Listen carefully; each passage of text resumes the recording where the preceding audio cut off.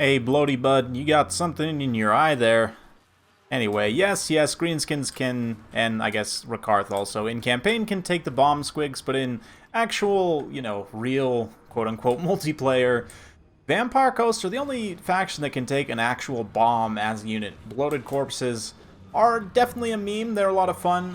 They can get insane value if they get matched up on the right target, but here we've got Ice Powers, Vampire Coast taking on Fondurant's Vampire Counts. So let's take a look at what we got here. Gun bats. We got 3 deck dropper pistols facing off against some actual bats. We've got some pistol mobs on foot there. Animated Hulks, 4 animated Hulks. Love that pick, actually. Some deckhands, couple sirens up front. Good old Gunny. Oh man. Oh man. This is the thing about the Bloated Corpse. It's a bomb, right? It's literally just a bomb. So you run it into a high value unit and it explodes and you get some mad value. And we're about to check to see if it does magic damage right now. What do you know? It does. And the other Bloaty boy comes in for just obscene overkill. But yeah, just like that, both of the units in this unit highlight are gone. And that's the beautiful thing about the Bloated Corpses. It's here, it's gone. You know, they're very, I don't even know what's the word I'm looking for. Just great. They're just great units. And now we get to watch the rest of this battle without those pesky ghost cav. As the bats just get shredded by the pistols there. We do have a Karstein Lord, so he's got the item to, do the swirly swoop. The Undead Tempest, if you will. Whatever it's called, I forget. A couple of Banshees fighting in here as well. The Vargulf getting netted by Arnessa, who's leading the way for Vampire Coast.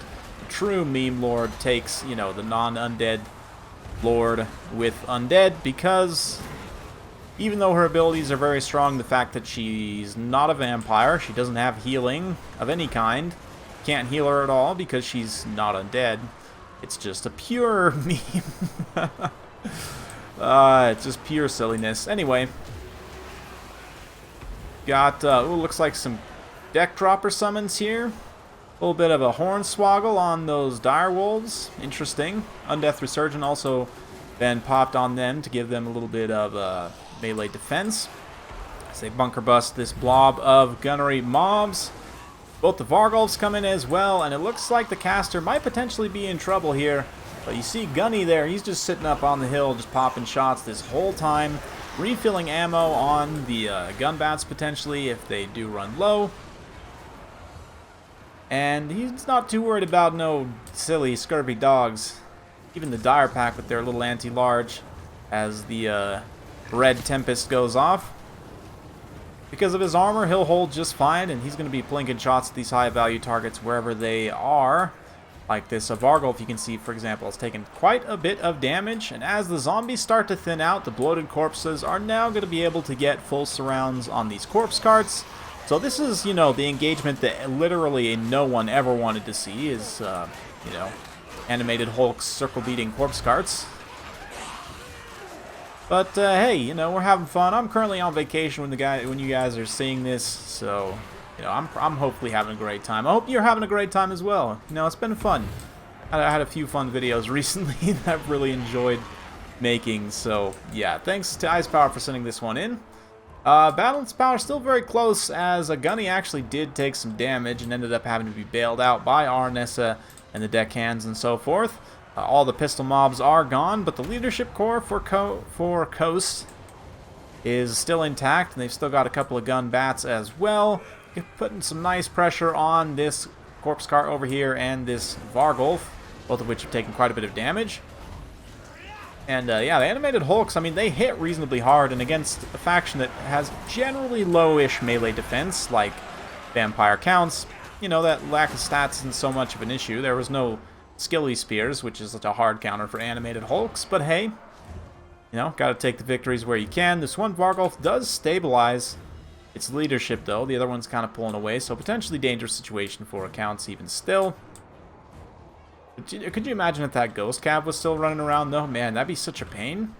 Because believe it or not, Vampire Coast doesn't actually have that great of magic damage. Although, as we saw there, the Bloated Corpse does in fact deal magic damage.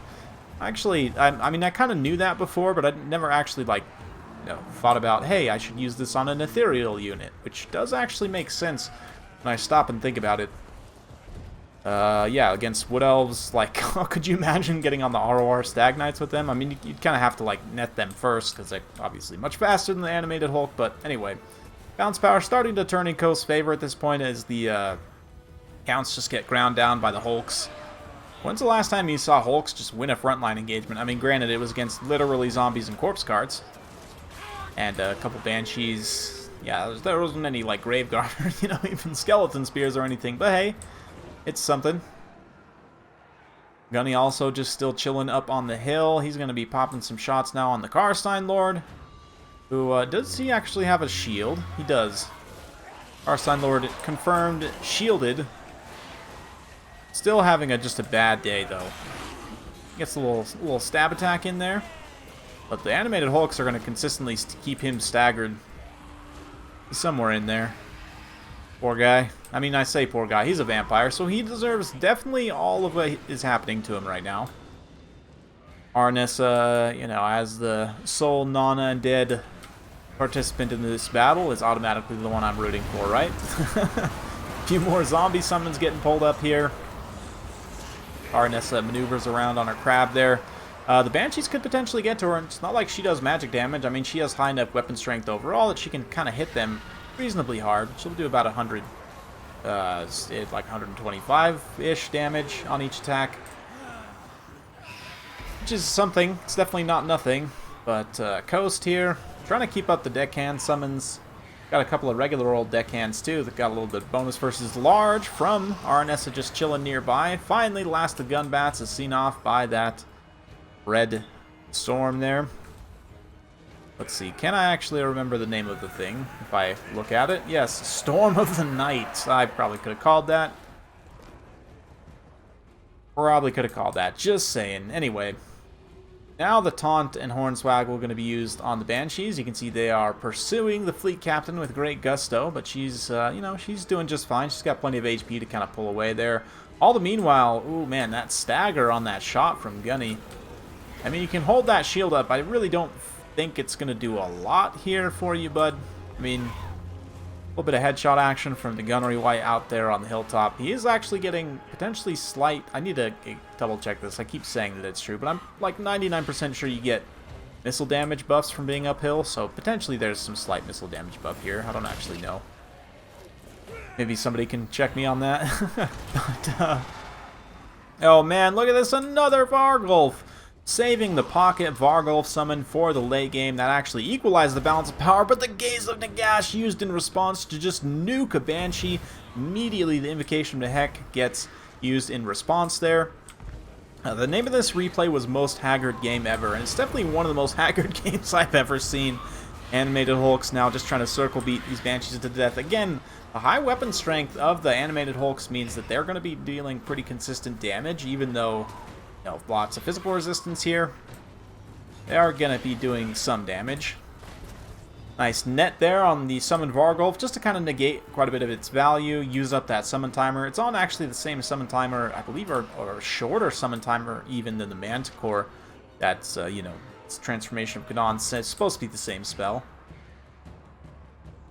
But, is it, though? Not really. This other Vargulf's coming back here. I've got these animated Hulks positioning to potentially try and catch it up there. A little bit more zombie summon, but the Karstein Lord, he is getting just whittled down between Gunny and Arnessa. He is having a hard time staying alive. Quickly approaching his healing cap, which isn't much more. Maybe got 1,000 HP total between his health and his healing cap left. Banshee's still working on the animated Hulks, just like why? Taunt being used to debuff melee defense on the Vargulf here. Oh man, look at the animated Hulks. They're actually staggering the Vargulf. Let's go, boys. Let's go. I say boys kind of loosely there. I mean, but yeah. Let's go, things. I don't know. Whatever you want to call them. We check back in, though. Karstein Lord's going down. He is crumbling. He's crumbling, and he's gone. One vampire down, and that's obviously going to be a big problem for the remaining Count's leadership here. Another Gaze of Nagash. Come on. Oh, swing and a miss. Nice dodge by the Banshee. But will it end up mattering? Probably not. Vargolf, again, just getting uppercut by one of the animated Hulks here. That's kind of hilarious to me that they're able to, like, you know, knock the Vargolf over. Wow, yeah, look at that. Just anchor to the face, man. I mean, I guess it makes sense. Those anchors are probably very heavy. And the Vargolfs do always seem to be little skinny boys. There goes the Vargolf. That should be basically army losses. Yep, disintegration hits for the counts. And Aranessa fulfills her objective of taking out another Vampire Lord. Beautiful. Big thanks to Ice Power again for sending that one in. And yeah, I mean, in the animated Hulks, or the Bloated Corpses rather, that are supposed to be the highlight of this, the one comes in and like quadruples its value. So there you go. That's the whole highlight right there, is them blowing up the Ghost Cav. And I was kind of memeing about like, oh, could you imagine if the Ghost Cav was around for this? But in all seriousness, it probably would have made a pretty big difference in the late game there. You saw how hard it was for Ice Power here to take out even just the Banshees, but could you imagine this armor-piercing fast cav running around as well, like slowing things down? It would have been a lot harder to keep these characters safe from the Vargolf, you know, and Vargolfs and so on. So yeah, fun stuff. Definitely some great damage potential there, but they also can just absolutely nothing, as this one did.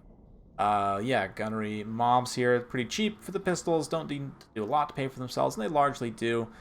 Gunnery mobs as well, or sorry, deckhand mobs in the front, actually getting some decent value, which they usually do. But hey, Gunny though, with the 3,000, just plinking shots consistently the whole time on the Karstein Lord, on the Vargolfs, whatever high-value targets coming into range there. Didn't see if he had Scab's Grath, but Aranessa getting some okay damage value in. Same thing with the Fleet Captain here. The Deck Droppers, they do alright, mostly pay for themselves. But the Hulks are really a bright spot as well for me. I like to see Hulks paying for themselves, and they do here, largely. And also helping kind of sustain that engagement as well. Zombies actually get some good value. Wow, look at that. The Tithe actually pay for themselves. Crazy. Chill guys just get decked by the Bloody Boys, but that's why we're here.